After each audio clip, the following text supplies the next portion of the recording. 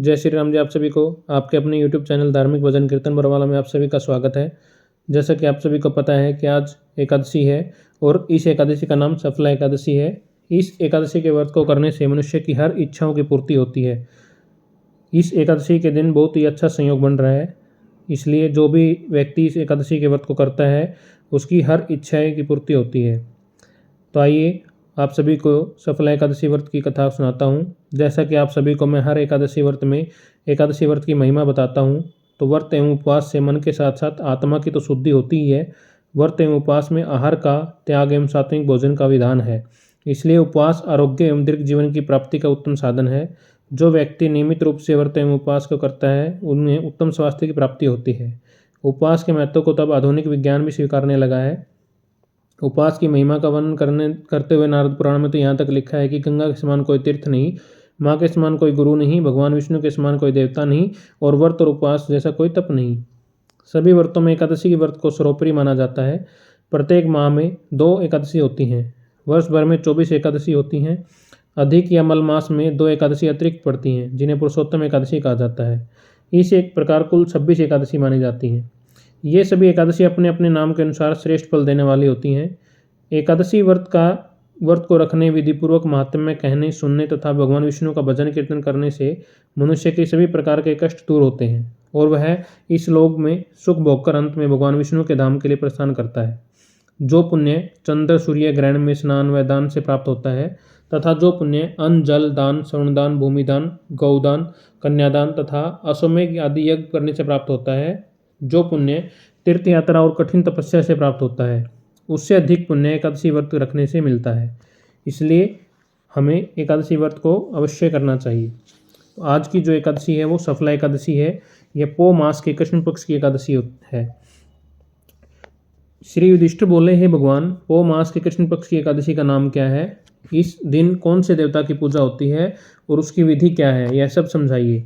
भगवान श्री कृष्ण बोले, हे राजन, मैं तुम्हारे प्रश्नों का उत्तर विस्तार सहित देता हूँ।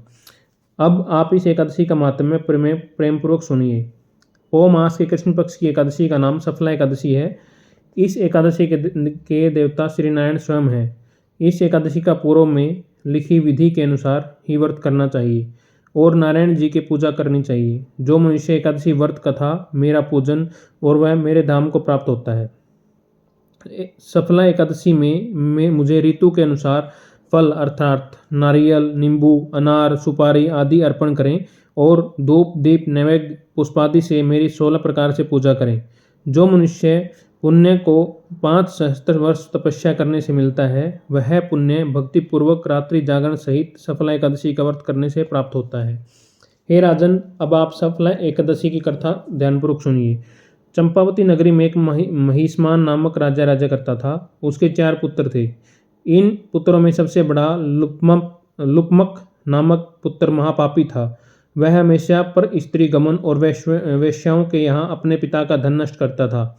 वह सदैव देवता, ब्राह्मण, वैष्णव आदि जनों की निंदा करता था। जब उसके पिता को अपने बड़े पुत्र के बारे में समाचार ज्ञात हुआ, तब उन्होंने उसको अपने राज्य से निकाल दिया।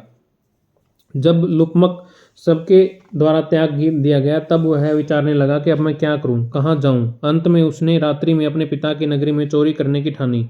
वह दिन में वन में रहने लगा और रात को अपने पिता की नगरी में चोरी करने तथा कुकर्म करने लगा। कुछ दिनों में ही उसने संपूर्ण नगरी को त्रस्त कर दिया। उसे पहरेदार पकड़ने लगे। पकड़ने पर भी राजा के भय से छोड़ देते थे। जिस वन में लुपमक रहता था वह भगवान को अत्यंत प्रिय था। उस वन में एक बहुत पुराना पीपल का वृक्ष था, जहाँ सभी देवताओं का क्रीड़ास्थल था।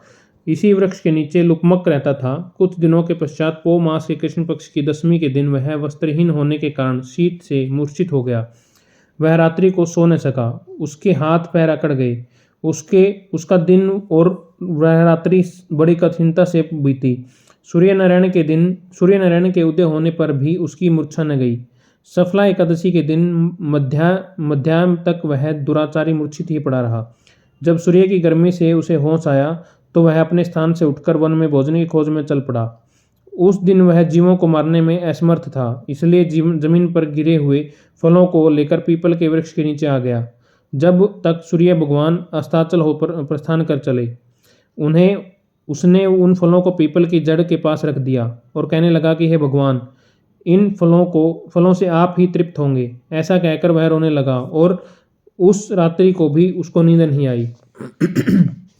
उस महापापी के व्रत और जागरण के से भगवान अत्यंत प्रसन्न हुए और उसके समस्त पाप नष्ट हो गए। प्रातःकाल होते ही एक दिव्य रथ उन अनेकों सुंदर वस्तुओं से सजा हुआ आया और उसके सामने खड़ा हो गया। उस समय आकाशवाणी हुई, हे राजपुत्र, भगवान नारायण के प्रभाव से तेरे समस्त पाप नष्ट हो गए हैं। अब तो अपने पिता के पास जाकर राज्य प्राप्त कर। लुकमक ने जब ऐसी आकाशवाणी सुनी तो वह अत्यंत प्रसन्न हुआ और बोला, हे भगवान, आपकी जय हो। ऐसा कहता हुआ वह सुंदर वस्त्रों को धारण कर अपने पिता के पास गया। उसने अपने पिता को संपूर्ण कथा कहता कह सुनाई और पिता ने उसे अपना राज्यभार सौंपकर वन का रास्ता लिया।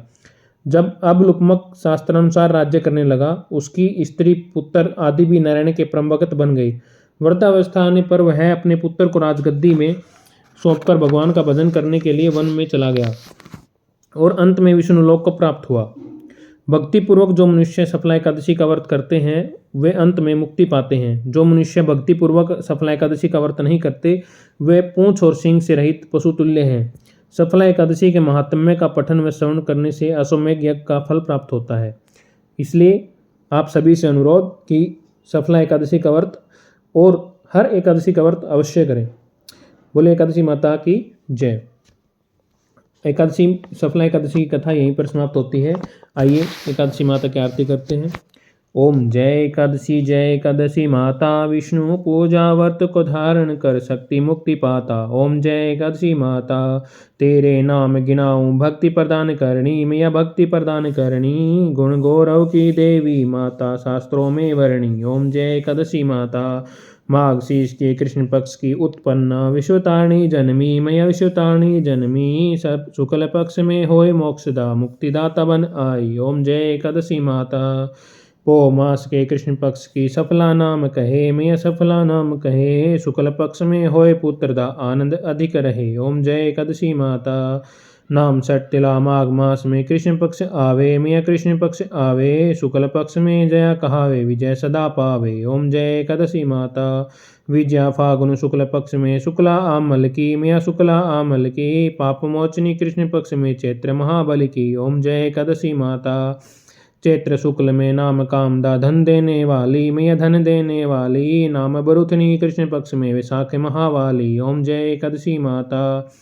शुक्ल पक्ष में होए मोहिनी, अपराज्येष्ठ कृष्ण पक्षी, मैया अपराज्येष्ठ कृष्ण पक्षी। नाम निर्जला सब सुख करनी, शुक्ल पक्ष रखी। ओम जय एकादशी माता, योगिनी नाम आषाढ़ में जानो, कृष्ण पक्ष करणी, मैया कृष्ण पक्ष करणी। देवशैनी नाम कहायो, शुक्ल पक्ष धरणी। ओम जय एकादशी माता, कामिका श्रावण मास में आए, कृष्ण पक्ष कहिए, मैया कृष्ण पक्ष कहिए। श्रावण शुक्ला होए पुत्रदा, आनंद से रहिए। ओम जय एकादशी माता, अजा भाद्रपद कृष्ण पक्ष की परिवर्तनी शुक्ला, मैया परिवर्तनी शुक्ला। इंद्रा आश्विन कृष्ण पक्ष में वर्ते से भवसागर निकला। ओम जय एकादशी माता, पाप कुंस है शुक्ल पक्ष में पाप हरणहारी, मैया पाप हरणहारी। रमा मास कार्तिक में आवे, सुखदायक भारी। ओम जय एकादशी माता, देवोत्थानी शुक्ल पक्ष में दुखनाशक मैया, मैया दुखनाशक मैया। लौंग मास की करूं विनती, पार करो नैया। ओम जय एकादशी माता, शुक्ल लोन में होए प्रज्ञनी, दुख दरिद्र हरणी, मैया दुख दरिद्र हरणी। परमा कृष्ण पक्ष में होती जन मंगल करणी। ओम जय एकादशी माता,